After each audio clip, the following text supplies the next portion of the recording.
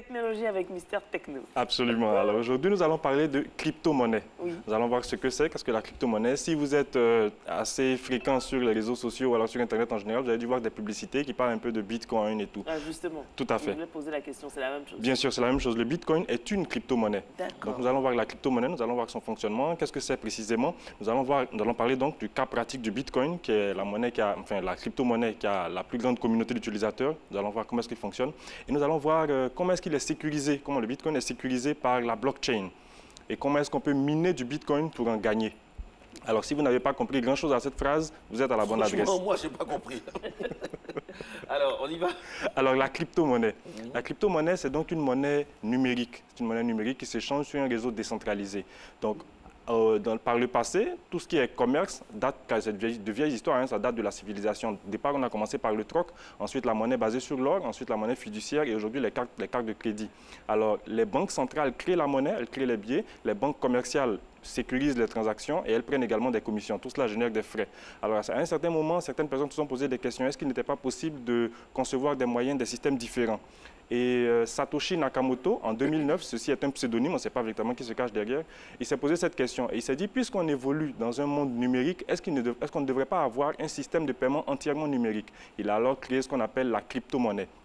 Donc, c'est une monnaie numérique qui est basée uniquement sur Internet.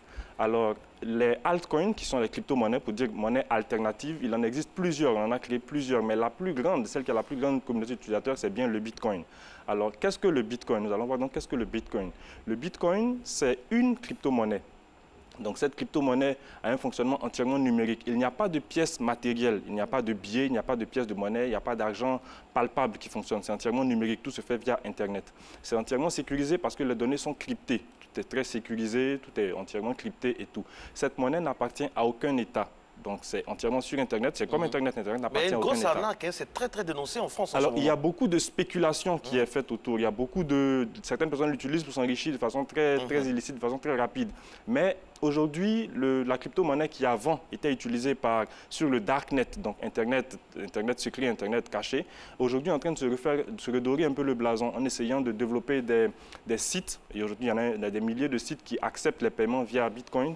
Et donc, c'est en train de se donner une nouvelle image, en fait. Donc, on peut acheter quoi avec le Bitcoin? Alors, tous les sites Internet qui acceptent les paiements par Bitcoin, on peut donc acheter tous les biens et services sur Internet. Ça peut être des moyens du matériel, ça peut être des biens, des services, de l'achat carrément, donc tout ce qui est commercialisé, tout ce qui concerne le commerce. Et l'utilisateur peut accepter de recevoir du Bitcoin en contrepartie. Donc, comment est-ce que le Bitcoin fonctionne? C'est quand même très simple. On doit d'abord se créer un compte sur Internet. Donc, il y a des sites spécialisés pour cela. On crée un compte sur Internet et ce compte est crédité chaque fois qu'on veut approvisionner son compte. Et comment on approvisionne son compte? Eh bien, justement, il y a plusieurs manières d'approvisionner son compte. Comment est-ce qu'on gagne du Bitcoin? Donc, on peut le faire via un des guichets automatiques. Donc, le Bitcoin est une monnaie entièrement électronique. Elle est très sécurisée. Elle fonctionne uniquement sur Internet. Elle est cryptée. Il y a plusieurs niveaux de cryptage, plusieurs niveaux de sécurité. Et donc, on se crée un compte sur Internet. C'est entièrement archi simple. Le créateur du Bitcoin est Satoshi Nakamoto. C'est assez flou. L'histoire du Bitcoin est assez floue parce qu'on ne sait pas véritablement qui se cache derrière Satoshi Nakamoto. C'est un programmeur ou alors un groupe d'utilisateurs. Donc, il a conçu ce système de paiement en 2009. Alors, le Bitcoin est la plus grande communauté avec pas moins de 10 millions d'utilisateurs à travers le monde aujourd'hui. On l'utilise sur Internet pour effectuer des paiements de biens et services. Tout ça entièrement dématérialisé. Alors, le Bitcoin n'a pas de billets. Il n'y a pas de billets, il n'y a pas de monnaie, il n'y a pas de pièces pour le Bitcoin. Tout est entièrement numérique et se fait sur Internet. Le Bitcoin n'appartient à aucun État. Il n'y a pas de pièce physique qui représente le Bitcoin et elle n'est régie, donc cette monnaie-là n'est régie par aucune banque centrale. Il n'y a pas d'institution qui certifie le Bitcoin. Elle est simplement suivie par la communauté elle-même, par les utilisateurs. Donc, on va voir comment est-ce que cela se fait grâce à la blockchain qui sécurise toutes les transactions du Bitcoin. C'est d'ailleurs d'où le nom Bit pour unité de mesure en informatique et coin pour pièce de monnaie en anglais. Bitcoin. Oui, exactement. Donc, la valeur du Bitcoin varie, ça fluctue énormément. Donc, au départ, c'était assez faible, avec à peine 10 € depuis 2013. Et au-delà de 2013, on est passé carrément à 1000 $. Donc, ça varie énormément. Alors, le Bitcoin est entièrement sécurisé. Alors, comment est-ce que le Bitcoin fonctionne? Si le Bitcoin est si sécurisé, pourquoi certaines personnes dénoncent la fraude? Parce qu'il n'y a pas d'institution qui régit justement l'utilisation du Bitcoin. C'est les utilisateurs eux-mêmes qui sécurisent les transactions. Donc, il n'y a pas de valeur, en fait. C'est vraiment la loi de l'offre et de la demande. Plus la demande est élevée et l'offre est réduite, la valeur monte. Donc, on se crée donc un compte sur Internet, sur des sites spécialisés, et on peut donc approvisionner son compte par Bitcoin. Mais il y a deux manières de le faire. On va voir qu'il y a de nouveaux outils qui sont conçus qui permettent d'approvisionner son compte. C'est ce qu'on appelle les QR codes. Donc, ce code permet de sécuriser les transactions. Lorsque vous pouvez donc faire des transferts de Bitcoin, vous pouvez transférer du Bitcoin à un destinataire, vous pouvez recevoir également des Bitcoins. Cela permet d'approvisionner votre compte. Donc, ces données sont, comme on a dit, cryptées. Lorsque vous voulez transférer du Bitcoin à un utilisateur, ça se fait donc via Internet, il y a un QR code, il y a un code qui est un peu la représentation du numéro de compte du client. C'est crypté, donc c'est codé. Et lorsque vous voulez effectuer le transfert, vous devez valider. C'est un peu comme une sorte de mot de passe. C'est le deuxième QR code qui permet de sécuriser le transfert. Donc, on peut transférer de l'argent, transférer du Bitcoin d'un utilisateur à un autre. Et tout cela est sécurisé par le cryptage, par des moyens de cryptage. Et c'est donc sécurisé. Enfin, il y a pas de, ça ne laisse pas de traces véritables sur Internet. On n'a pas besoin d'entrer des données bancaires ou alors d'entrer ses identifiants. Donc, il y a moins de risques de vol. Et tout cela est sécurisé également par la blockchain. Alors, qu'est-ce que la blockchain? La blockchain, c'est la technologie qui permet de sécuriser le Bitcoin. Comme on a dit, il n'y a pas d'institution derrière le Bitcoin qui vérifie toutes les transactions. Ce sont les utilisateurs eux-mêmes, au moyen d'ordinateurs. Alors, on va prendre un cas pratique tout simple. Un utilisateur a un ordinateur très avancé et il décide donc d'aider la communauté à sécuriser toutes les transactions qui sont effectuées à l'intérieur de la communauté du Bitcoin sont vérifiées par les ordinateurs. Donc les ordinateurs vont décrypter, des ordinateurs partout dans le monde, il n'y en a pas moins de 300 000 aujourd'hui. Elles vont enregistrer à chaque fois tous les transferts, toutes les opérations qui sont faites d'un compte Bitcoin à un autre. Et tout cela est enregistré dans un grand livre, une sorte de grand cahier comptable.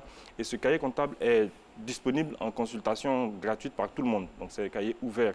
Donc les transactions sont sécurisées, elles sont infalsifiables. C'est donc ce système, cette technologie qui sécurise tout ce qui est transaction sur le Bitcoin. Donc c'est la blockchain, ce système, cette technologie qui permet de décentraliser tout ce qui est sécurisation du Bitcoin qui est utilisé, qui s'appelle donc la blockchain. Donc la blockchain, c'est le moyen de sécuriser le Bitcoin.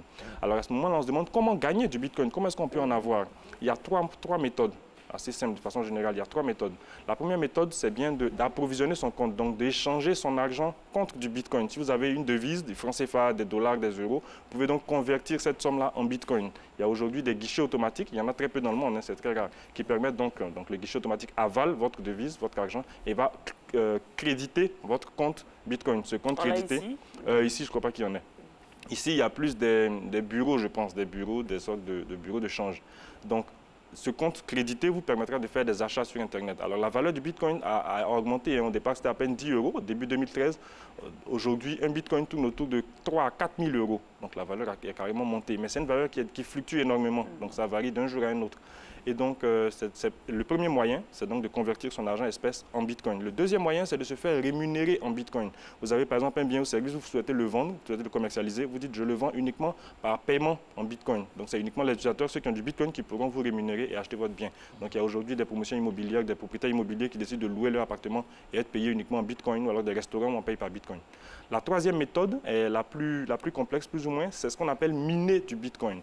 Donc, en quoi ça consiste? Le protocole du Bitcoin crée chaque 10 minutes un nouveau Bitcoin. Et ce Bitcoin est attribué à celui qui décide d'utiliser ses ressources, d'utiliser son ordinateur pour vérifier, pour sécuriser les transactions du Bitcoin.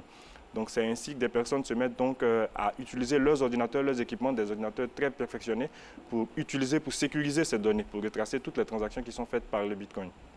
Donc, au fur et à mesure, ça fonctionne ainsi. Mais qui régule tout ça? Ben, ce sont les utilisateurs eux-mêmes. Est-ce que, je ne sais pas, il y a une association spécifique, si on a un problème, vers qui se tourner? Parce que les utilisateurs, c'est un peu vague. Mais c'est sécurisé parce que c'est enregistré au fur et à mesure. Voilà, c'est enregistré et on ne peut pas modifier tout ce qui a été enregistré. C'est crypté, c'est codé.